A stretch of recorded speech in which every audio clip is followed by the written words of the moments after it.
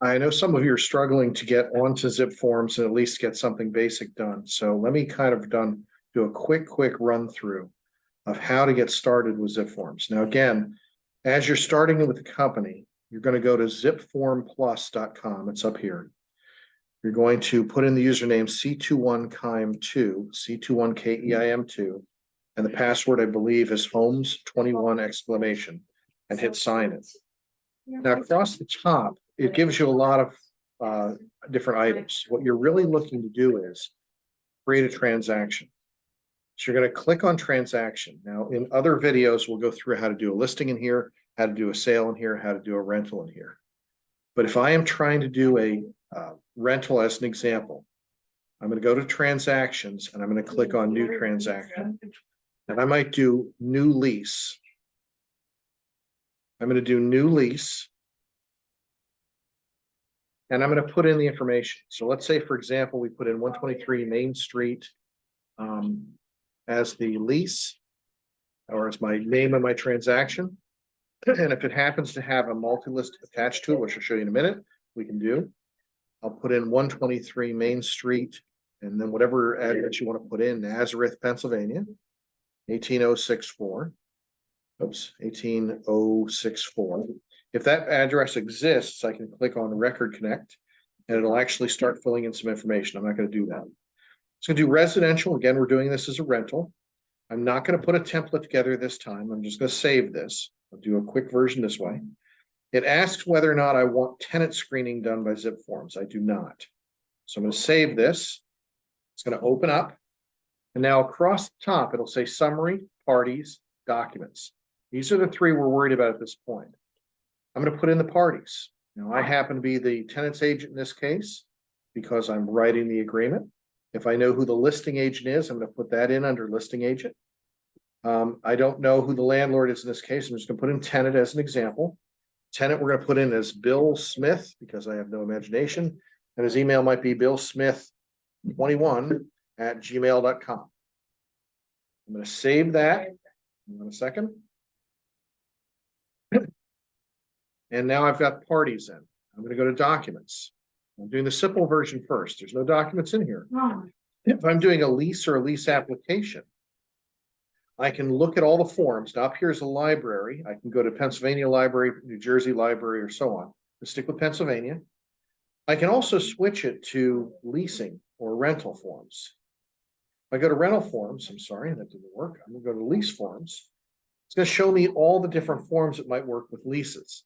Now, I usually leave it in all forms to make it easier to find stuff, but let's go with this. Let's do rental application. Double click on it. I'm going to open in a new forms editor. And I am going to put in some information. I'd already filled in from the information that I provided it, who I am. Had I put in the listing agent, it would put that in too. And it puts in whatever you're going to fill in. So in this case, this Main Street Nazareth, I want to move in on July 1st. I'm going to do an application fee of $50, monthly rent of, let's say, $1,500. First month's rent is $1,500. I want a term of 1 year. I mean, I don't have to put everything in for an application, but what I can. Is rental insurance required? Let's say yes. It might be a pet deposit fee of $200. Individual is an applicant, and then fill in what you can on it. Now, once you're done filling all this in, we're going to save it. Let me go back for a second and show you what this looks like.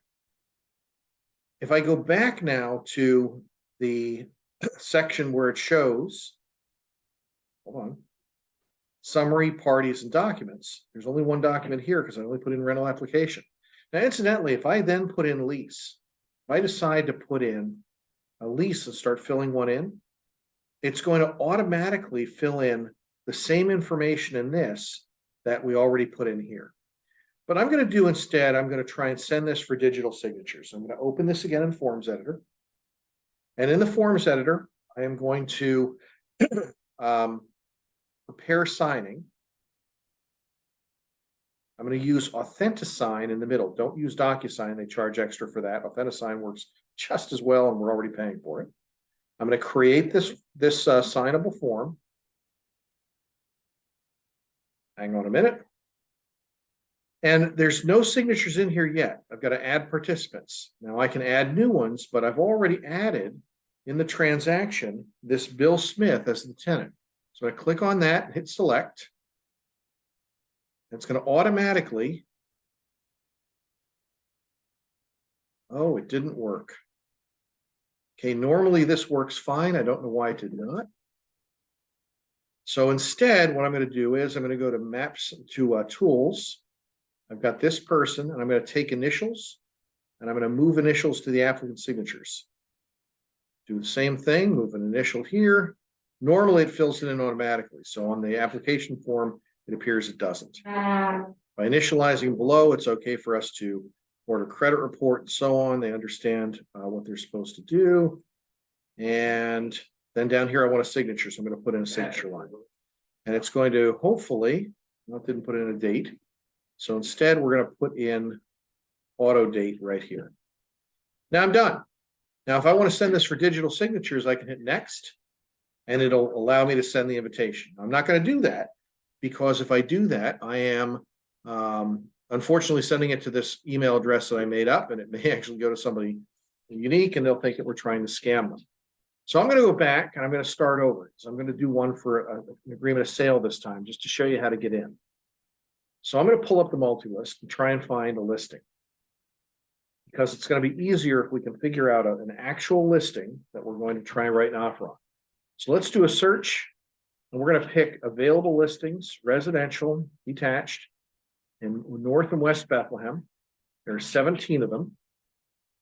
I'm going to look real quick for a summary. And I'll say, okay, this one on K1 Avenue, my old neighborhood, is the one that I want to use as the purchase. I'm going to highlight this multi-list number for a minute because I'm going to use it and show you what I'm doing. Now I'm going back to I'm going back to this software, zip forms. Let me start from the beginning.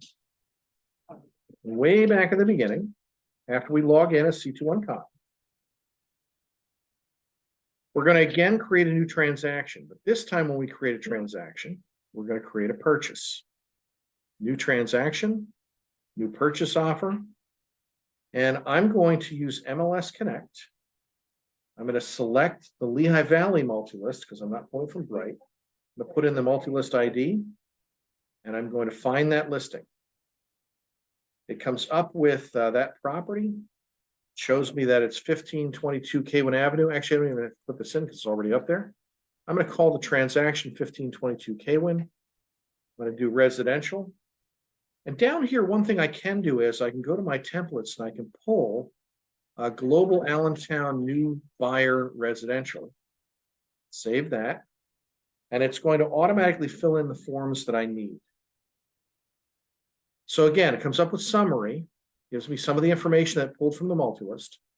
I go to parties, summary parties documents, the three we're looking at.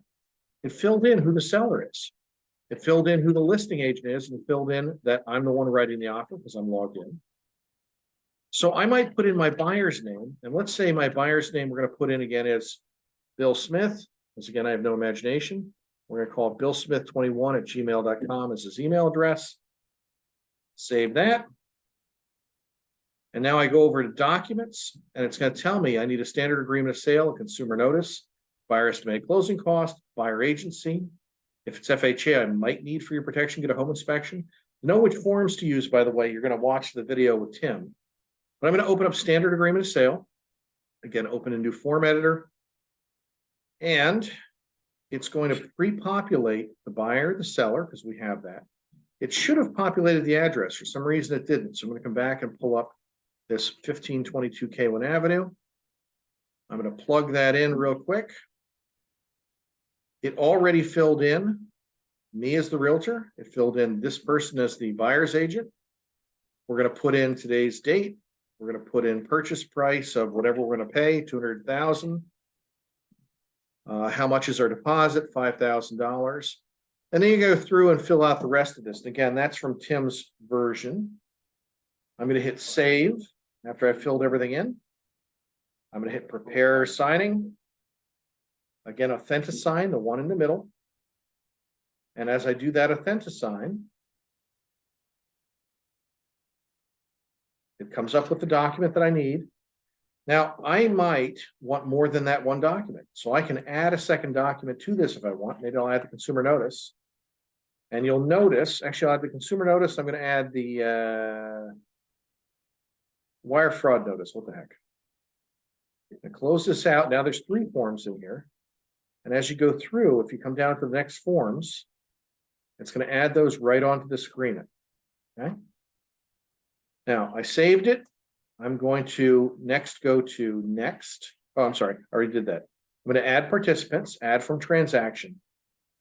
And once again, I'm going to add Bill Smith. Maybe I'll add myself, sign it. I'm going to hit select.